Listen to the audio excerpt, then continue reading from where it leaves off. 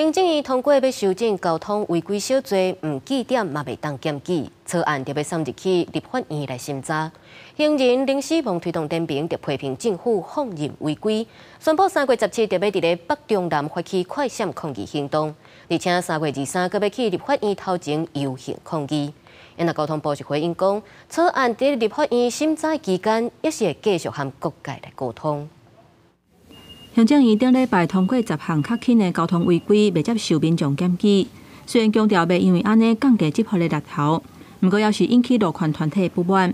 尤其占用身心障碍专用的停车位违规停车，嘛未受理民众检举。民间团体批评讲，这是侵害弱势民众的权益，因是完全无法度接受。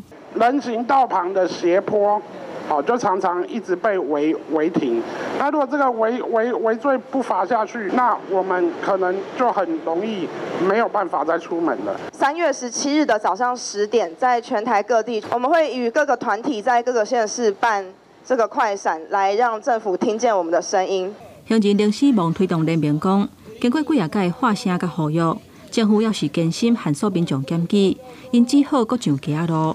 3月17早起10点，会伫咧北中南各地展开街路快闪的行动，而且嘛会伫咧3月23去立法院门口举办集会游行。汽车运输业驾驶员全国总工会表示，职业驾驶甲路权团体同款重视道路的安全，嘛讲10项较轻的违规未接受检举，也有讨论的空间。不过目前的状况，临时停车的空间都是无够额。 政府应该优先改善车路的环境。现在最急迫需要改善的，其实是我们道路交通环境的工程。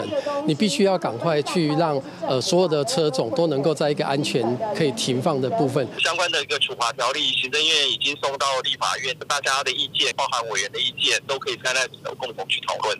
针对路权团体要搁上街路，交通部表示会搁进一步来了解，嘛尊重各团体的意见。